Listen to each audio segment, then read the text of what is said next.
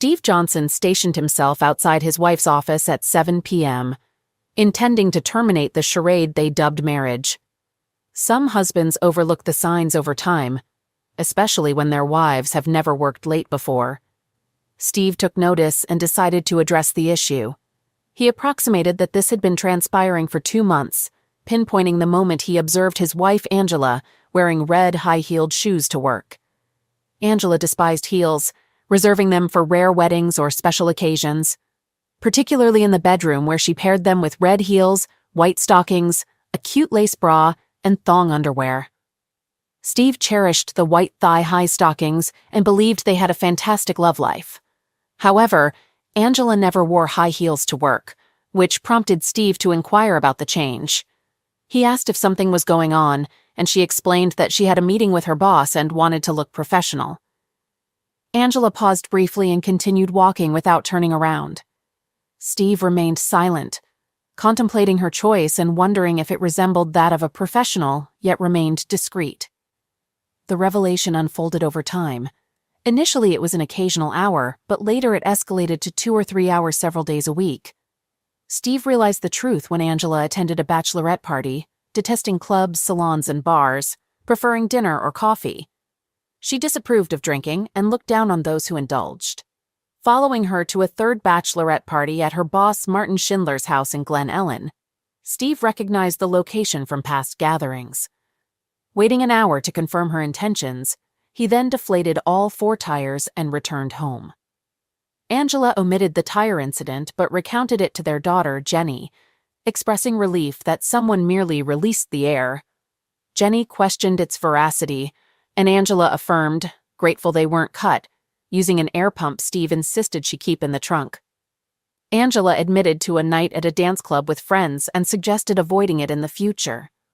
Steve consulted a lawyer, initiating the divorce process, leading him to sit in his car near her office, awaiting her impending service. Despite lamenting 21 years of marriage, they produced their 17-year-old daughter, Jenny, Steve's pride and joy. They initially met when Angela, a receptionist aspiring to become a paralegal, assisted Steve with a contract dispute. Dating blissfully for 2 years, they married, and Steve believed in the happiness of their marriage until Angela started working for Martin Schindler. Despite Steve's truck driving job with long hours, they maximized family time, embarking on weekend trips according to Jenny's schedule, filled with sports or other engaging activities. They explored Galena, Illinois, for wineries, and Lake Geneva, Wisconsin, for shopping and relaxation.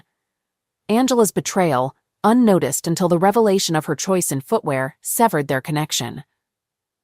As Angela distanced herself, Steve, previously unaware of her infidelity, observed a decline in her demeanor.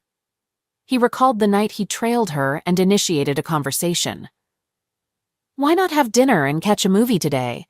I have a rare day off on Friday and I'd like to spend time with you," he proposed.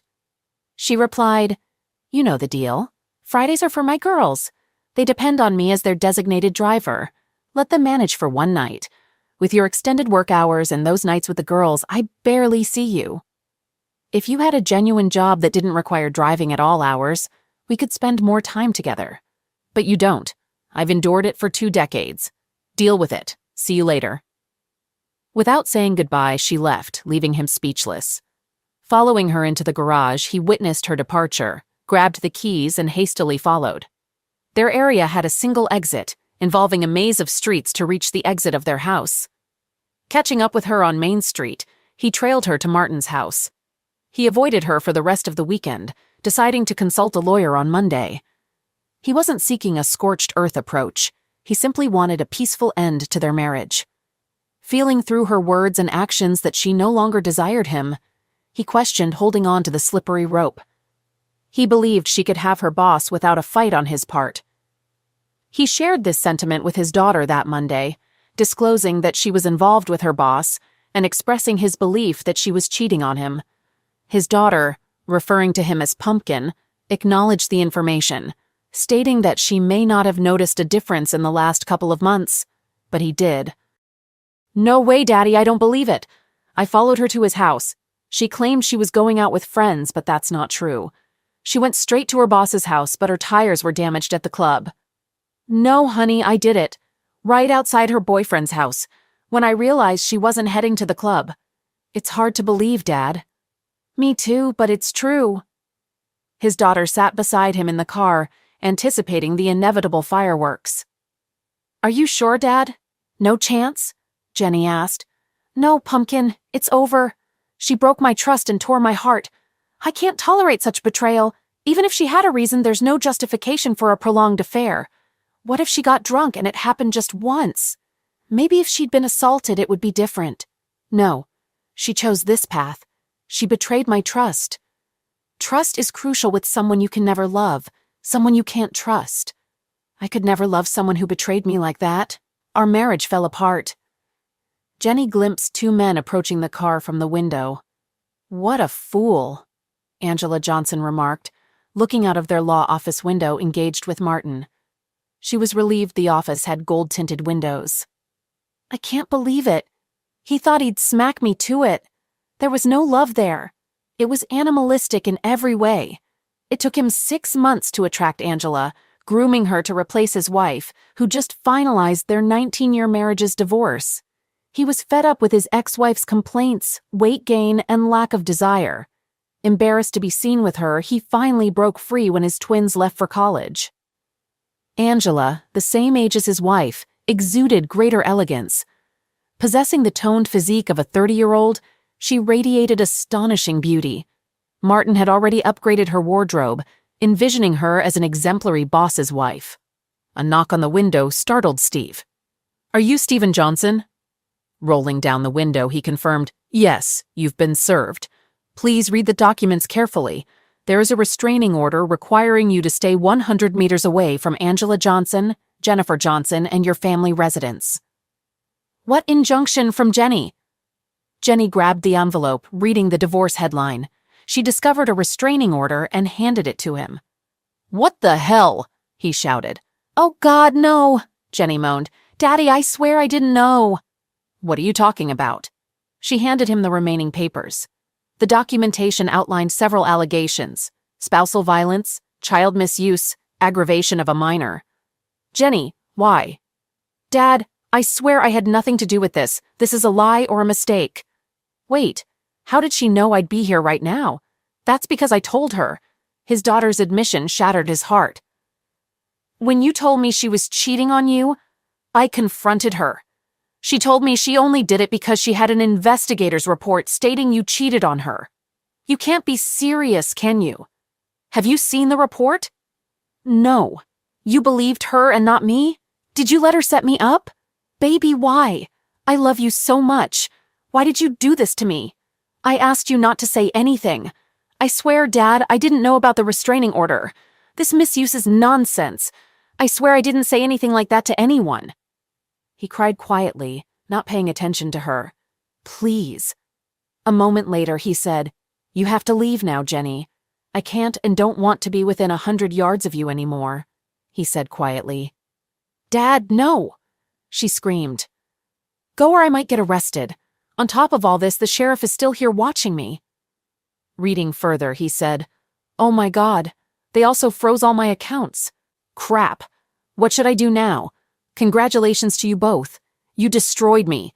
I can't even afford to fight her damn powerful law firm with all these bogus claims. I will forever fight in court. Oh God, no. I'll fix everything, Daddy, she said, getting out of the car and heading toward the office building. Martin and Angela concluded their activities and sighed contentedly. It was great, darling, she said. I just wish I had binoculars so I could see his face. As Martin fastened his belt and Angela smoothed out her dress, Jenny stormed into the office screaming, You're a witch! Child misuse, aggravation. What is wrong with you? Jenny screamed. I should have had the advantage, Angela said. I should have struck first. Now he cannot enter the house or access our money for some time. Now I have the upper hand over him. He didn't insult me. I don't know this for sure. You guys are really close, Angela said with a grin.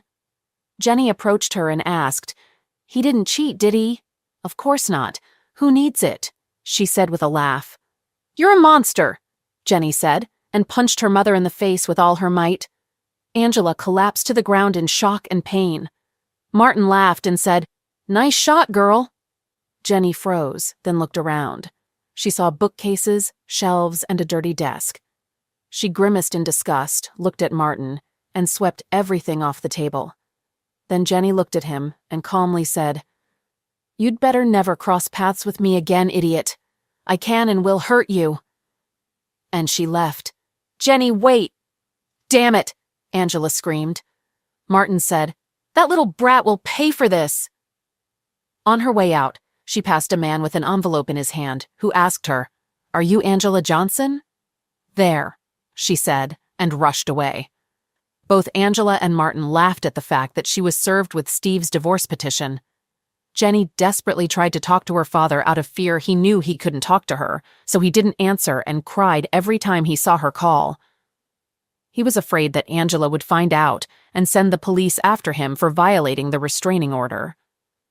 Angela had already alienated him from all their friends, and only his parents and brother believed in his innocence.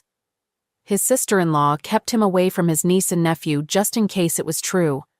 This almost shattered her brother's marriage with George before Jenny compelled her to reveal the truth. He couldn't fathom what he'd done to merit such animosity from Angela and the betrayal of his daughter. Even without knowledge of the misuse charge, she informed her mother that he was aware of her affair and the impending service. She falsely claimed she intended to stand by him during Angela's service but stayed silent, knowing he would be served. Jenny sought assistance for her dad, discovering her mother's divorce papers showed the lawyer worked in her mother's office, making it impossible to approach him. She reached out to Grandpa George, hoping for help. "What do you need, young lady?" inquired her grandfather. "We have to help Dad. I don't know who to turn to. I can't believe what you did to your father, Jenny. What were you thinking, helping your mother?" "Grandfather, it's all a lie. I didn't do anything. It's all my mom and her lawyer guy." "Watch your tongue, girl." "I'm sorry, Grandpa. I swear I didn't blame him for any of this. I had no idea confronting her would lead to that explosion." "Fine. I'll see what I can do." "Grandfather, is he there? Can I talk to him?" "He can't have any contact until this order is lifted. Every call makes him cry, fearing your mother will find out and involve the police. His lawyer set a court date for the hearing, but nothing can be done until then." Jenny, in tears, said, "Grandpa, tell him I love him and miss him." "I'll convey the message if I see him." Jenny hung up and cried for minutes. When she composed herself, she entered her mother's room, tossing her underwear and new clothes down the stairs. Carrying a heap of clothes outside, she threw them in the front yard. Some outfits still had tags. "Screw you, Mom," she said and fetched lighter fluid from the barn. Pouring it on her clothes, she lit them with matches. Realizing her mother would return soon, Jenny sat in a lawn chair roasting marshmallows over the burning clothes. Angela, pulling into the driveway, saw Jenny and screamed, demanding an explanation. "No, Mom, I've lost my mind. I decided to make you pay for the days Dad can't talk to me. Destroying more of your things will follow unless you retract this misuse claim. If you touch me, I'll report your misuse, and also let everyone know your boyfriend asked me to show my underwear." "Don't worry, Mom. Things will turn into smoke until I talk to him." "Damn it!" Angela exclaimed as she entered the house. She dialed Steve, but, as expected, he ignored the call and deleted the message unheard. Shortly afterward, a fire truck and police car arrived in response to a neighbor's fire report. A policeman and a firefighter approached Jenny. "What's happening here, young lady?" inquired the officer. "My mom wanted to discard clothes she'd outgrown and told me to burn them at the stake," Jenny explained. "Apparently you can't have a fire in the front yard." "Is your mother home?" he asked. "Yes, sir. I'll use a hose to put it out if you want," a fireman offered. "Did you use anything to light it, or did you just set the clothes on fire?" "A whole can of lighter fluid," she proudly admitted. "We don't have water, but we've got some sand. I'll fetch it," the fireman said. While he dealt with the fire, the policeman rang the doorbell.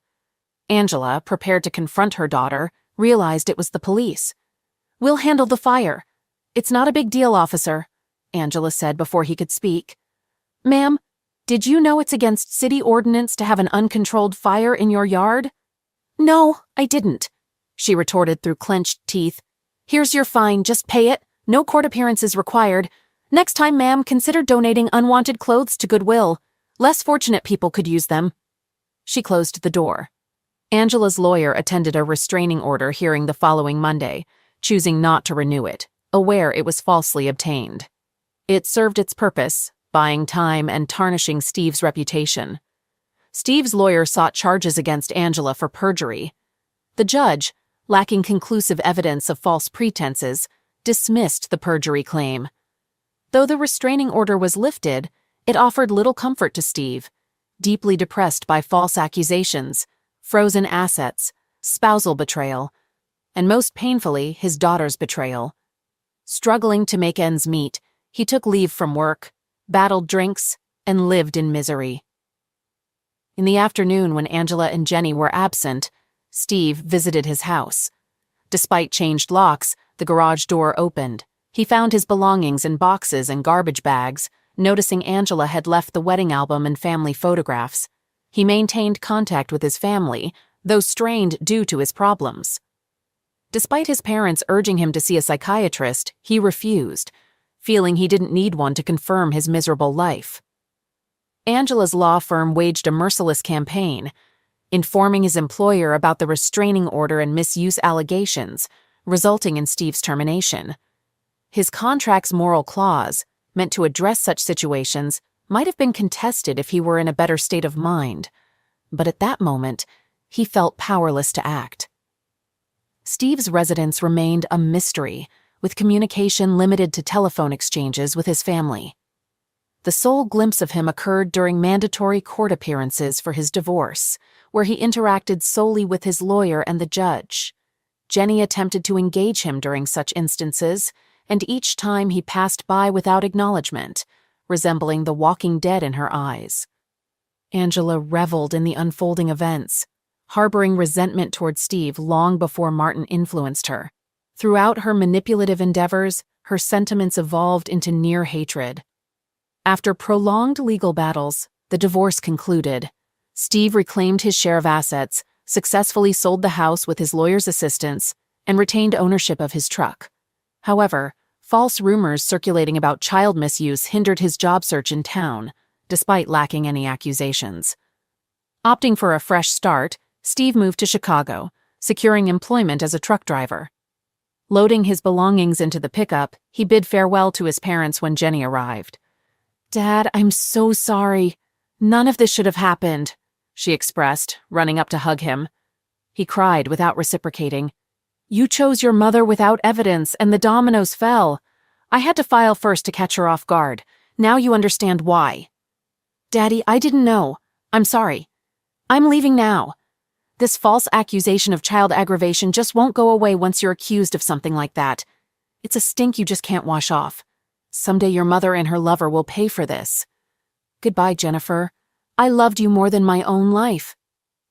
As her grandmother hugged Jenny, he seized the opportunity to get into the truck and drive away. "Angela, will you marry me?" Martin proposed on the day the divorce finalized. "Yes, Martin, oh yeah," she cried and hugged him, causing a scene in the restaurant. "Let's go to your house and celebrate," she suggested after settling the bill. Eager to move in and remodel Martin's big house, Angela planned to discard the tacky furniture and curtains chosen by his ex-wife. Their first purchase would be a new bedroom set. As they left, Martin laughed at the sight of his ex-wife, Carol, having dinner with her parents. Carol, disgusted with him and his latest mistress, spat at him as they passed by, but he paid no attention. Steve entered the truck warehouse and spotted his colleague Lou at the doorway. "Steve, what's up, dude? You look like someone spoiled your oatmeal." "Divorce is finalized today." "Ah, well, after what that woman did to you, you deserve to have some fun today." "It's not her, it's my daughter. She took her side and I just can't handle it. She calls and emails me, but I can't bring myself to talk to her. Maybe I should see a psychiatrist." "Perhaps you should let off some steam," a voice chimed in from behind them. "Hello, Mariana." "That's not a bad idea," Lou added. "Ha, who needs my dried-out old self?"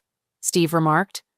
Marianne leaned over, whispering words of affection to him, and then gracefully walked away, leaving the onlookers admiring her as she departed.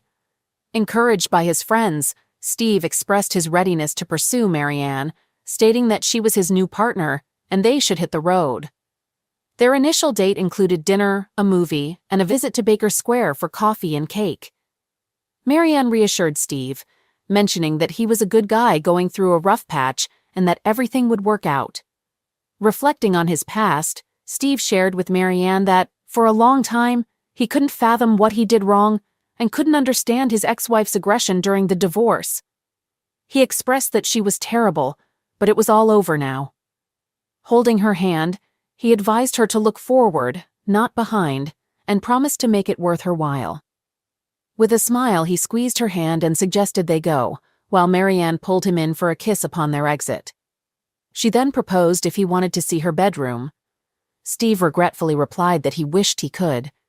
However, Marianne, undeterred, took his hand, leading him to her bedroom. Bathed in the soothing bluish tint of moonlight, they kissed and undressed slowly, intending to savor every moment. Marianne eventually lay on the bed, and Steve knelt on the floor. Expressing his perspective, he remarked that her loss was his gain, and he intended to take advantage of it. He kissed her, mentioning that he was available any time. A week or so later, a man dressed in black approached the back door of a posh house in town. Expecting to break in, he smiled when he found it unlocked. Stealthily navigating through the house, he reached the room he sought. The room was well equipped, thanks to a Facebook photo of his target sitting at his desk. The arrogant man had it as his screensaver. The closet was behind and to the right of the desk, with the room dimly lit by a desk lamp. Though the closet door was closed, he could still see the room well. Opening the door behind the counter, he waited. The only concern was the target approaching the closet before sitting down. It might complicate things, but he remained confident the job would be done, with a perfect alibi ensuring his safety. Martin Schindler entered his home office, glancing at the computer monitor angled on his desk, with his back turned to the cabinet. The uninvited guest cautiously opened the closet door and stealthily slipped away. Upon hearing the noise, Martin looked up and discovered a weapon pressed to his head, followed by the pulling of the trigger. Subsequently, the pistol was placed in his hand, and a note was left on the table that simply stated, "Price paid in full." The shooter swiftly exited the door after leaving the note. Upon returning home from the store, Angela entered Martin's office to share the new bedding she had purchased. She screamed at the sight of his lifeless body in the chair and immediately retrieved her cell phone to call emergency. While observing the weapon in his hand with a note on the table, she refrained from touching it. Reading the message, she received a shocking revelation. "No, Steve, no." In distress, she screamed, questioning, "What have you done?" Detective Devontae Jordan received a call and hurried to the Schindlers' home. On arrival, he saw a weeping woman in the living room, with crime scene investigators moving around the office. While scanning the scene, he noticed a new set of golf clubs in the corner and commented, "Good clubs indeed." Continuing his examination, he observed the weapon still held in the sufferer's right hand. Asking one of the first responding officers, he inquired about the current situation, learning that it was an apparent self-inflicted weapon shot to the head. The sufferer was lawyer Martin Schindler, a homeowner, with Angela Johnson as the bride who found the body and called emergency. There was a typed note on a computer, unsigned, consisting of just one sentence. Detective Jordan handed a plastic bag with the note, frowned, and questioned Angela about its meaning. Angela clarified it wasn't self-destruction. Her ex-husband, Steve, eliminated him. Martin disliked weapons and didn't own such a firearm. Angela believed Steve did it because he felt Martin took her away. She admitted to dating the deceased while married. Detective Jordan considered potential motives, including resentment from Martin's ex-wife, who might have been angry about being left. Angela provided an alibi for her whereabouts, assuring the detective. On a sunny Sunday afternoon, Detective Jordan visited Steve Johnson, asking about his whereabouts the previous night. Steve explained he was driving a rig through Rockford, arriving at the station at 9:30 p.m. Detective Jordan informed him of Martin's apparent self-destruction, hinting at inconsistencies. Steve offered additional information, providing his new mobile number for future contact. As Detective Jordan left, he contemplated the oddities surrounding the self-destruction, such as a left-handed person shooting himself with his right hand, typing the note, and the scarcity of weapons marks on his hand. These anomalies troubled him as he prepared for further investigations across Chicago. After the detective departed, Steve took a seat at his kitchen table when Lou asked him what all of it meant. Steve chuckled, remarking that he couldn't believe his ex-fiancée had committed self-destruction. Lou expressed his hope that his alibi checked out. They laughed and clinked beer bottles in a toast. Angela, seated in the front row at the funeral, mourned the man who effortlessly took her from her wonderful husband. Tears flowed for the man who persuaded her to participate in a nuclear attack and execute a good man for change. She was deeply in love with her truck driver husband until she transferred to work for Martin. He targeted her, immediately wearing her down with snide comments about truck drivers and flippant remarks about him during trips. It was too easy for Martin. He planted a seed she had neglected due to Steve's long days and sometimes nights on the road, and it grew. Angela couldn't decide if she cried for her fiancé's loss or her husband's and the breakdown with her daughter. It all seemed like a waste of time. She didn't hear or care if the room buzzed around her. She didn't notice the looks Martin's ex-wife and daughters gave her. They blamed her for his pass away. "You could come to the funeral and pay your respects," Angela said, approaching her daughter, home for the weekend from college. Jenny looked at her intently and said, "How dare you tell me I should respect the man who destroyed my father? Forget you! I shouldn't even call that piece of garbage a man." She slammed the door as she left the house, taking the long drive back to college in La Crosse, Wisconsin. Detective Jordan sat in a meeting with his boss discussing the lack of progress in the case. All the suspects' alibis are verified. Steve Johnson's truck tracker shows no stops on his way from Madison to Chicago, and the timing was correct. The warehouse team identified him as the driver. Angela Johnson's receipts and surveillance place her at Macy's, Victoria's Secret, and Starbucks, as the medical examiner's window showed. At the time of her pass away, Schindler's ex-wife and daughters had dinner with her parents, brother, and sister-in-law in honor of her birthday, said Jordan. "Was it your ex's birthday?" the commander asked him. "No, they were just celebrating it. Heck, I even checked on Johnson's daughter, and she was at college over 3 hours away in Wisconsin." "Is there a chance it was self-destruction?" the commander asked him. "It's possible. It just seems to me that it's not true. Well, with no suspects, no motive, and no concrete evidence that it was even a slaughter, let's close it as a self-destruction." Jordan nodded and left the room, upset. 6 months later, Angela invited Jason Davis to dinner. It was their third date, and Angela got him into bed. After a passionate night, Jason went home. He opened a bottle of beer before going to bed and sat down to check his email. As he sat at the kitchen table, a weapon was pointed at his head and fired. They put a weapon in his hand and left a note.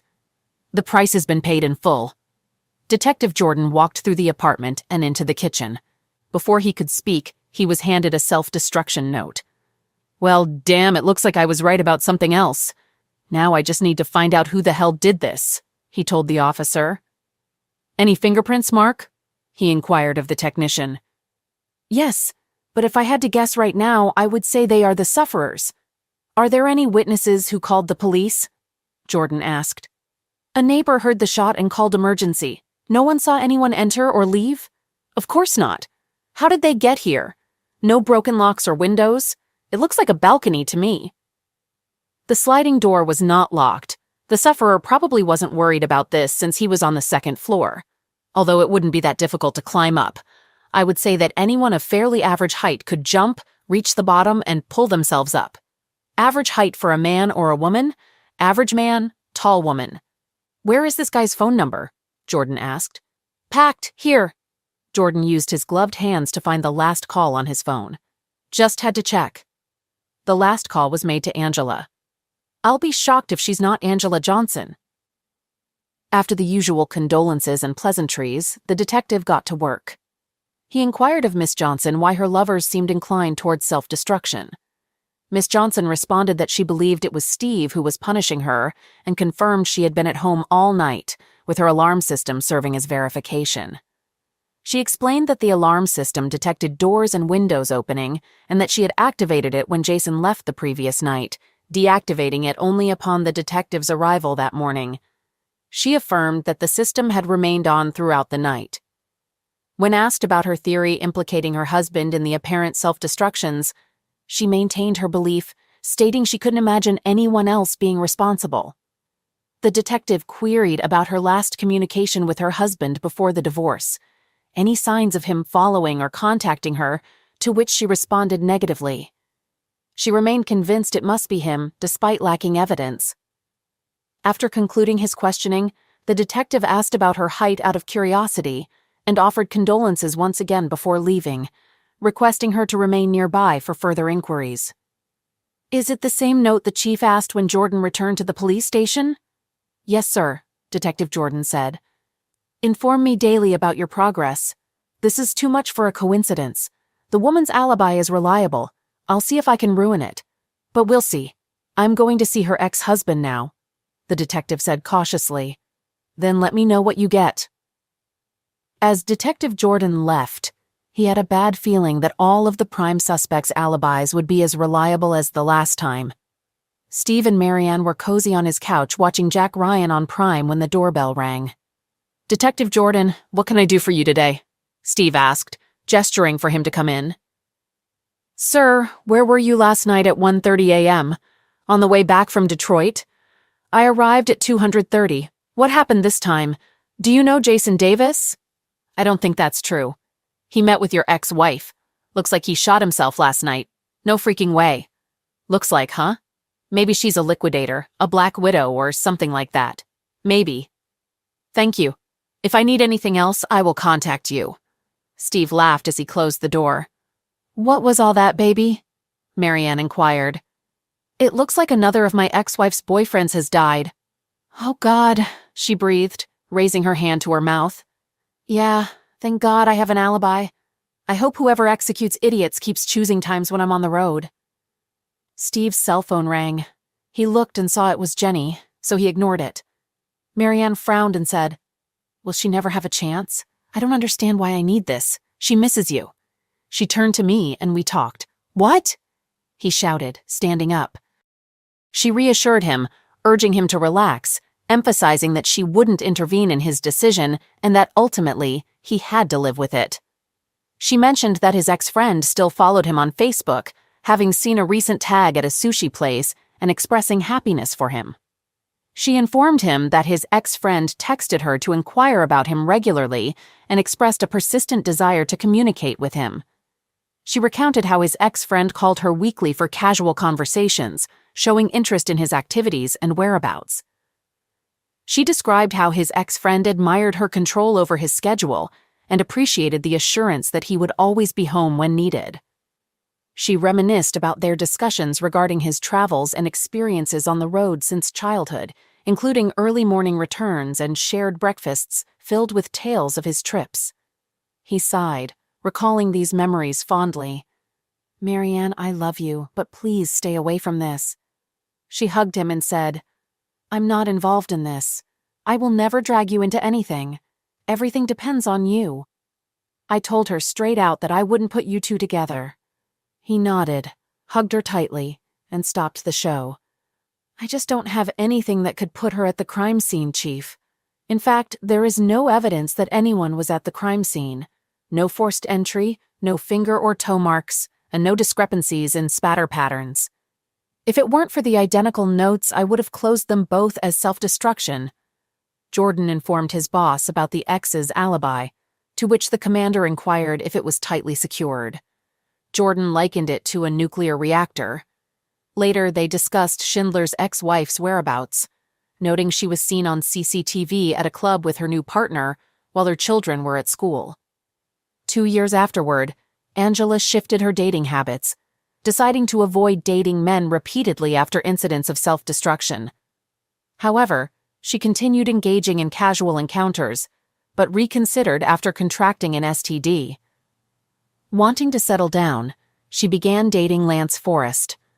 After a month, their relationship became public, though some considered her approach careless. Unfortunately, Lance was fatally shot while watching a ball game at home. The weapon was discovered in his hand along with the same note as before.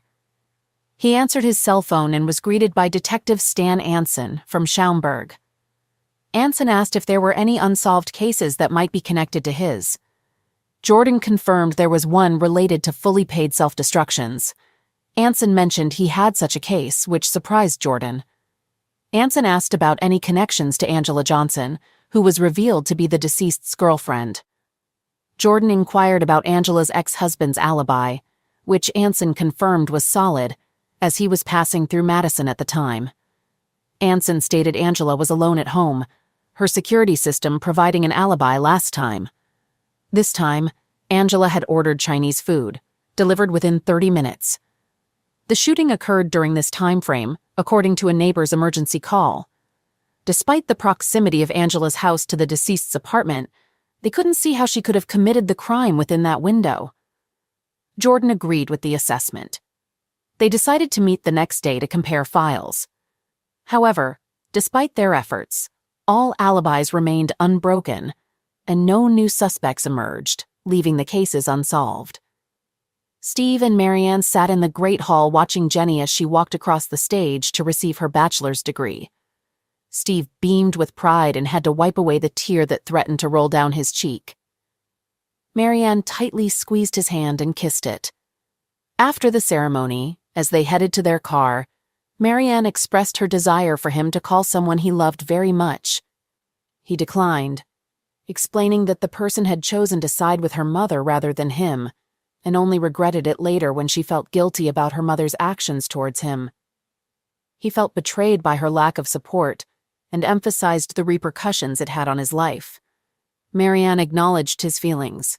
He reiterated that the person had made their choice, and they all had to accept it. Marianne frowned at his resolve, holding his hand and questioning if he had been as stubborn before the divorce. He admitted he had not been anywhere near as stubborn.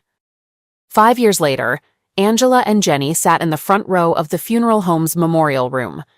It was a large turnout for Steve Johnson's wake and funeral procession. Steve died of pancreatic cancer 4 weeks after he walked Jenny down the aisle at her wedding. He had a few new friends and colleagues who appeared, but he did not regain a large network of friends after the divorce. Most of his old friends, neighbors, and colleagues came to pay their respects to a good man they knew and had lost touch with over the years. His girlfriend Marianne was there. They never got married. She tried very hard not to spit on Angela for the pain she caused her man. His best friend, Lou DeMarco, regaled Jenny with stories about the last years of her father's life. He filled her heart with stories she would never have known. Marianne was the one who ultimately persuaded him to heed Jenny's words and reconcile when he received a terminal diagnosis. For years he had discarded letters, deleted emails, and ignored calls from Jenny. Their reunion was impeccably timed, knowing these were his final months. Jenny rescheduled her wedding day, incurring substantial costs due to increased fees for urgent arrangements, to fulfill her deepest wish, her father giving her away. Their tearful reunion and walk down the aisle granted Steve one last peace of mind before succumbing to his final battle. His last words expressed gratitude to Marianne for reuniting him with Jenny and an apology for never marrying her. She understood and never pressured him into marriage. They were already content. Marianne conveyed to Jenny how he always missed her and regretted not contacting her years ago. When her mother inquired, Jenny shared moments of their reconciliation, stating, "He attended my graduation, discreetly in the back rows. Marianne was with him. He followed my career, proud of my achievements as a detective in Streamwood. Clippings from the Herald adorned his walls. He cherished your accomplishments, calling you a crime scene expert." Marianne confirmed, "He said it was because of all that stuff. When you were little, you all watched Columbo and criminologist shows together. He hoped you would make it to Chicago or some other big city and have more important things to do." Jenny smiled through most of the wake, listening to stories about her father's life post-divorce.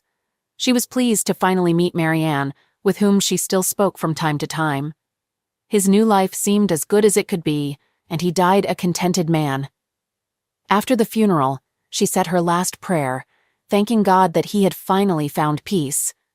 Angela attempted to reconnect with Jenny during the wake and funeral, but ruined everything at the after-service lunch with an ill-timed comment. Alone after everyone left, Angela remarked, "Jenny, I finally found peace." Shocked, Jenny responded, "What are you talking about, Mom? I've avoided relationships for years, fearing Dad would damage them. He was acquitted by the police." Enraged, Jenny declared, "You worthless cow! Now you're happy he's gone so you can have fun. I had hoped you changed, but now I hope you rot in hell." Angela winced, attempting to explain, but Jenny cut her off, saying, "The next time I see you, Mom, is when we get your fat back in the ground." Despite Angela's pleas, Jenny concluded, "Goodbye, Mom. Good luck in your bed life." This marked the final exchange between mother and daughter.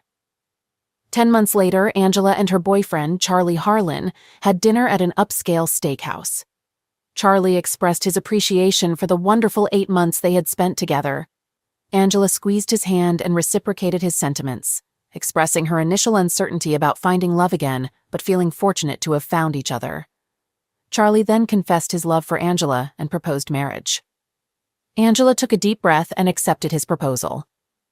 At that moment, she thought to herself that he was dead, and she had nothing to worry about. A week later, Charlie sat on his back porch contemplating his impending wedding, and Angela moving in with him. He drew deeply from his Cuban Monte Cristo No. 2 cigar and exhaled the smoke. As he sighed contentedly, a weapon was pressed to his temple, and the trigger was pulled. A pistol was put in his hand, a cigar was set in an ashtray, and a note was left under a heavy ashtray on the table. "The price has been paid in full." Angela ended the call with Detective Jordan, her face wet with tears. After the emotional conversation, she went to the bathroom, grabbed a bottle of sleeping pills. Though she didn't need it for a while, she always kept it handy, walked to her mailbox, placed an envelope in it, and raised the flag for outgoing mail. Lying on the bed, she reflected on her wedding to Steve, the beautiful day it had been, her pride in Jenny's career, family vacations, and park trips. She regretted never meeting Martin Schindler and ruining her own life. Finally, she prayed to see Steve soon. Placing the note on her chest, she fell asleep for the last time. Her note read, "My price has been paid in full." Jenny arrived home with mail and a bag of groceries. She restored everything to its place, hung her keys on the hook, and kicked off her shoes. Blake, her husband, wouldn't be home until nearly midnight due to his second shift as a cop. To savor the quiet of the house, she uncorked a bottle of California Cabernet and poured a full glass. After a sip, she approached the stack of mail and noticed a letter. Shocked, she screamed upon reading the sender's name, Angela Johnson. Tearing it open, she read her mother's final message, realizing the true meaning behind her mother's self-destruction. "Wow, Mom, wow," she uttered to the empty house. She dialed Jordan on her mobile phone. "Detective Jordan, it's Jenny Stanger, daughter of Steve and Angela Johnson." "Hello, young lady. Sorry to hear about your mother's self-destruction." "Thank you. At least you don't have to investigate." "Yes, what can I do for you, Jenny? I got a letter from my mother, a confession." "What?" he shouted into the phone. "A confession of all self-destructions that were actually slaughters. Clearly she was crazy. I can't believe this. Jesus Christ. Okay, come and meet me at my site as soon as you can." She burned the first page in the fireplace, ensuring it was completely incinerated. The letter conveyed, "My dear Jenny, I offer you this last gift of my repentance. Whether you believe it or not, I love you with all my heart and apologize for all the pain I caused you. It wasn't intentional. Damaging you and your father was the worst thing I've ever done. I knew it had to be you when Charlie was eliminated. I accept my punishment and apologize for making you punish me. I hope you can now live without the pain of my betrayal. Destroy this page and give page 2 to the police. Page 2 is my full confession. I take responsibility for everything. It's all my fault. I can never bring back your lost years, but I pray for your forgiveness and peace. Please share stories of good times with my future grandchildren, not tales of how I ruined our lives. I pray for your long and happy marriage with Blake. Don't be tempted away when someone tries to lure you. I love you wholeheartedly, Mother. P.S. Kindly seek assistance from someone and obtain the help you urgently require. The weary note carried the weight of expense. Jenny, upon receiving this, I will have already taken my own life. I can no longer bear the burden of guilt. I ended the lives of these men, my lovers. They paid a price for taking me from your father. I always belonged to him. Perhaps now I can reunite with him. May the Lord forgive me. My love for you is eternal. I apologize for ruining our life before Martin. We once had an ideal family. Mother. Jenny approached Detective Jordan's desk and exchanged greetings before settling into the chair he offered. As Detective Jordan read the letter, he expressed his regret to Jenny for suspecting her. Jenny agreed, expressing disbelief at her mother's actions and speculating that her mother might have lost her sanity years ago. She couldn't comprehend her mother's motive for dating men just to damage them, and found it difficult to understand. Jenny noted that it somewhat made sense that her mother was responsible for some slaughters, considering her whereabouts couldn't be confirmed at the crime scenes and the lack of substantial evidence. She mentioned that she had always thought it could have been her father or Schindler's ex-wife, but their alibis couldn't be disproved either.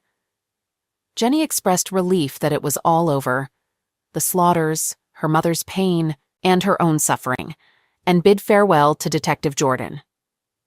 Exiting the police station, Jenny wore a wide smile and shook her head.